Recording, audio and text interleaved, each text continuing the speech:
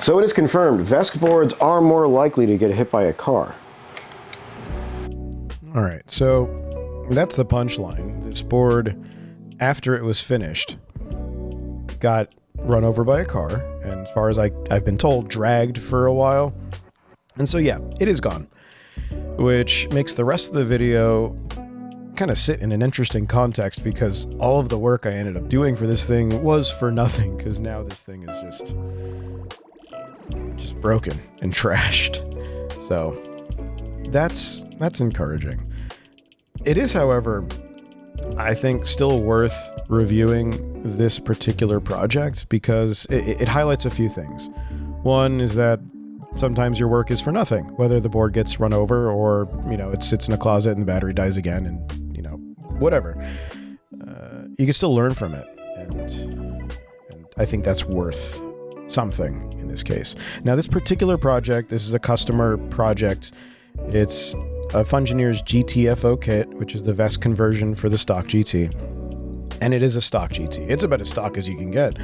And this board is probably top 3 dirtiest, filthiest boards that I've had on my bench. It was absolutely disgusting. It was so dirty. It was so corroded. It was so exposed to New York City elements and road salt and water and rainy riding and dirt and filth. I'm still a bit salty about it. Usually I have a fee that I'll charge a customer if they don't clean their board. And oftentimes I'll forget to mention it. And when I don't like to blindside people with fees, and so I forgot. So I wasn't going to charge for it. But the amount of dirt and filth on this thing was just very bothersome. And I'll get back to the dirt and filth in a bit because it has an impact on the job. Here, what I'm doing is bench testing the electronics, which generally is a good idea. And so the VESC, the Thor, works, the status bar works, and the foot pad connector works, all that stuff. And so it powers on, it functions normally, no problem. I noticed that the headlight has one of the bright LEDs just dead. So there are 4 very bright LEDs on it. I think it's the COB ones. One of them is just dead, doesn't work. And that's passable. It needs to be replaced, but it at least can go in the board for now. And so, fine. The bench testing kind of gave me a false sense of confidence because it worked, but then the headlight didn't. We'll get to that in a bit. And so here I connect to the stock controller, just get a screenshot of the info on it. This board had 4,760 something miles on it. Stock bearings, stock tire, all stock. And I did offer the customer a bearing change because the motor was taken off. The board was disassembled. They refused. So that's fine. And as I open this, you see the corrosion on the outside.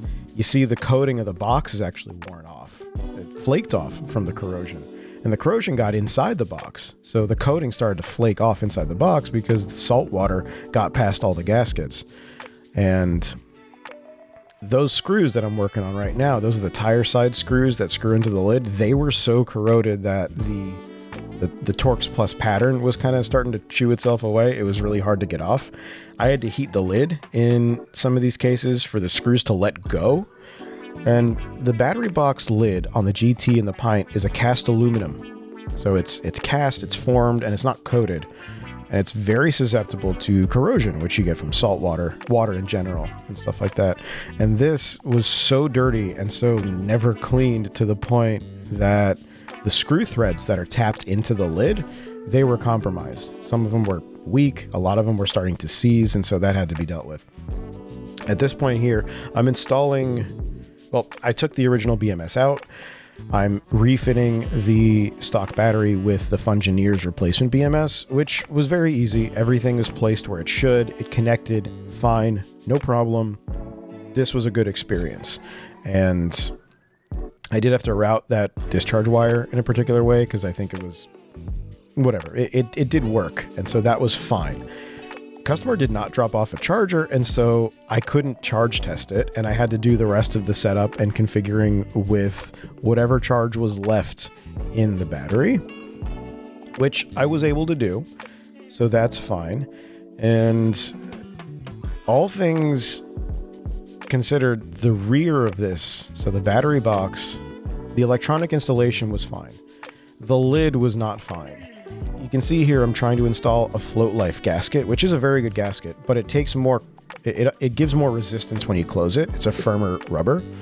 And the screw threads in the lid couldn't handle that extra resistance. They were starting to give up. You can kind of feel it. It's why I like using hand tools. You can feel when the threads either catch or cross thread or whatever. They were starting to give up. And then one of them ends up just completely stripping out. The threads in the lid just fail. And so I have to fix it because I need to be able to close the lid properly. And so I drill it out, install a threaded insert, and fix it. To be perfectly frank, every screw hole in that lid could have benefited from a threaded insert. But at this time, when the customer refused what I considered necessary maintenance with the bearing change, I assumed that they did not want to pay me to fix every single screw hole in that lid, because that would have taken a bit. And so I did that one because that's the one that failed, and moved on. Added the silicone because I put the stock gasket back on, and I put the silicone past the gasket on the outside, so that way when you close down the lid, you get a little bit of squeeze out, it fills in the gaps, and it seals it decently. So that's what's going on here. And as far as the rear goes, that's the extent of the issues. Beyond this, even though it was a pain, it was fine. The tire side of that box, I replaced the stock screws with some socket head M4 screws, so that way they were easier to go in. They weren't completely tarnished, and they still had the socket in there to use the driver. So then I moved to the front box, and you can see where the saltwater ingress kind of compromised the inside of that box. The coating's just flaking off. I cleaned it up as best as I could, and I just go about installing the electronics. Right there is the EvaSpark GT motor plug adapter. The GTFO kit assumes you're going to use a Superflux. Not doing that here, using the stock GT motor, and so that adapter is necessary. So that's what that is for. I do add some thermal compound under the heatsink, not for heat, but just to keep a hard surface from rattling against the box lid. And for the most part, the electronics install very easily. And with the EvaSpark adapter, I do end up adding some polymer adhesive where the motor phase wires plug into it, the big bullet connectors, because there's no way to really get like heat shrink in there to hold them together. So I add a bit of polymer adhesive to keep those wires secured onto that motor adapter. And the thickness of the heatsink for the Thor is the same as on my old video where I did a build with this kit. And so, yeah, the Thor sits really high in the lid, or in the box rather, and so the lid doesn't close fully. So you're going to see me modify the lid by cutting out a center rib, because it just hits it. Yeah, so I mark the center rib, I have to cut it out, and that's how I get the lid to fit. So once I do that, presumably everything's working, but it's not really working. And that's fun. Yeah, you can see me watching the install video. I will often reference install guides, tutorials, and even my own videos if I'm doing a job again for a sanity check, because I don't know if I forgot something. I have to sort of reference things, and part of me generating content is also a reference for myself. I'm sure in the future I will come back and reference this, because I'm going to run into some issue and think I'm losing my mind again. But this is the part where I really start to actually lose my mind. And much like the rear battery box and the front box with the stock gasket, which was also kind of corroded, I cleaned it up and I'm adding sealant to it, assuming that once I close it, it'll stay closed. That's not the case. That same thing happens several times. I have to take the lid off, I have to do something, and then like a moron, I just add more sealant, thinking, all right, now it's done. This is the last time I'm going to close this. Nope. So the bulk of the issues at this point are just the headlight. The headlight's not working. It doesn't turn on, it has an error, and I don't know why. I end up testing different LEDs. It works when it's out of the box. It doesn't work when it's in the box. It kind of works when it's in the box, but it stops working if I screw it down. Or it'll keep working when I screw it down, but when the lid goes on, it stops working. So I'm in the Discord. I'm messaging people. Pardon. I'm messaging people. I get some advice to insulate the aluminum PCB that the headlight's made of against the metal box, because it can short and that would cause problems. I do that a lot, and that ends up being that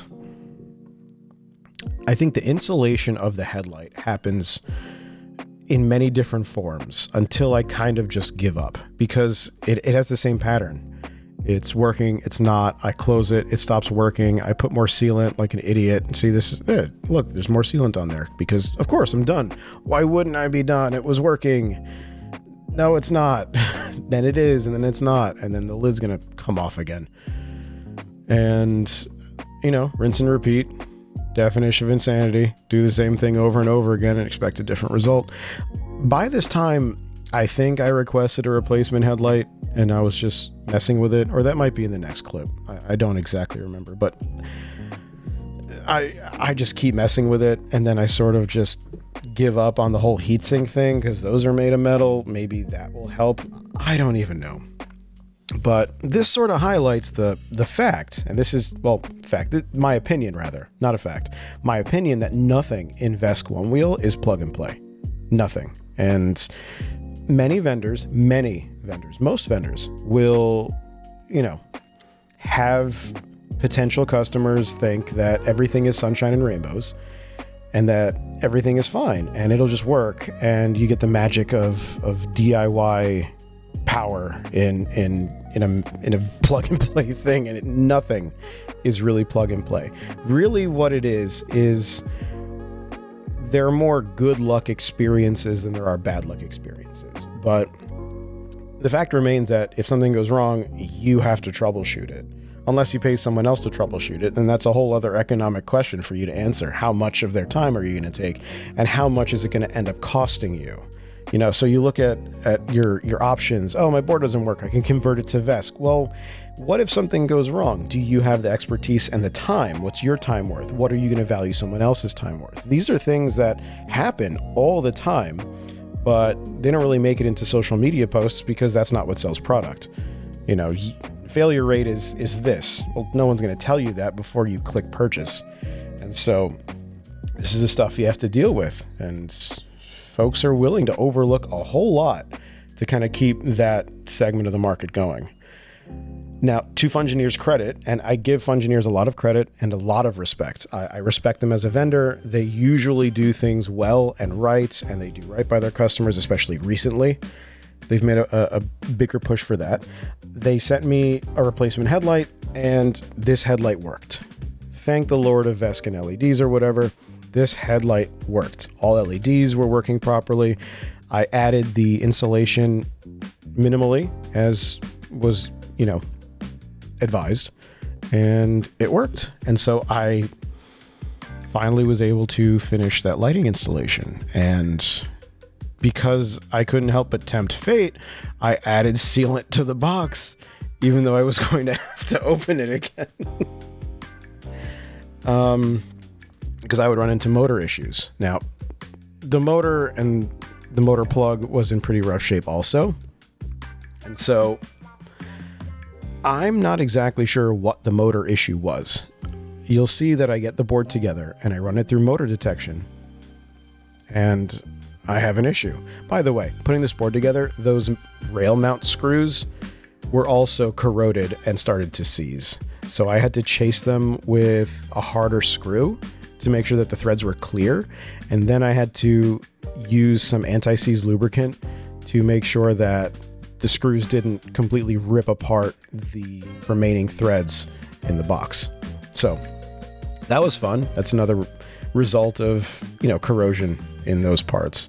So I got the board together, and whenever I get the motor on the rails and it's kind of bolted together and it's solid, I'll run through motor detection, not the whole setup, but just to make sure that the motor works. And good thing I did it now before I added all the other parts, because this is where I run into an issue, and it's coming up sensorless, but it's detecting the temperature sensor. So I don't know what the hell it is. I assume the motor plug is kind of just not holding on or connecting properly because the little ring on the motor plug was gone. It has little locking tabs in it. Those things were completely destroyed. Don't know how. Can't imagine how. And I open the box again. I repin the hall sensor connector. I check everything. It's solid. Do that. And so that's fine. I modify the stock rails to hold the float life motor retention clip. Because again, I assume they're not going to want to switch rails if they need a retention clip. So I need to make the hole that secures that motor plug retention clip. I print the clip myself out of PETCF, which is very, very good material. I love PETCF. And so I printed in that. I put the threaded insert in it. I modify the rail with a countersunk hole to hold it in place. And that's my plan. Repin the motor sensor connector inside the box, make sure that's solid, and reapply the sealant for what I think is actually the last time that I close the lid. So there's that. And then beyond this, it does work. This is where I kind of stop running into hardware related issues. And so that's a relief. I think you're going to see, I remember kind of getting a normal result from motor detection and just being hit with a wave of relief that something finally just worked. And that's this part of it. Now, that being said, it did return relatively normal motor detection. The resistance, the resistance value was way higher than it should be. And so that was a sign that there's something wrong with the motor, which I then ran into during testing after it was set up, because the motor would overheat faster than I would expect it to. And then that would affect how the VESC reads things. I don't want to get into the nitty-gritty of FOC control, but either way, it would overheat, and then that would cause it to behave oddly under high torque demands. I did work that part out. That was like settings and tuning and stuff like that. But either way, this board could not just work properly at all. It was always going to give some sort of trouble. But it was at this point. You see the clip is in there. It's holding the motor plug in because it wouldn't work without it. And electrically speaking, this was mostly done. And once I got it to a place where it was normal enough, I felt quite a bit of relief that, I was nearing the end of this tunnel. And, I'm watching the board now kind of be set up and dealt with. I don't show like the tuning process where I have to work out the weird motor behavior stuff. That kind of happened after I stopped recording. But yeah, what you're looking at is the last footage of this board before it got completely destroyed by a car in New York City. So it worked, and it worked really well for like 2 days, and then it got destroyed.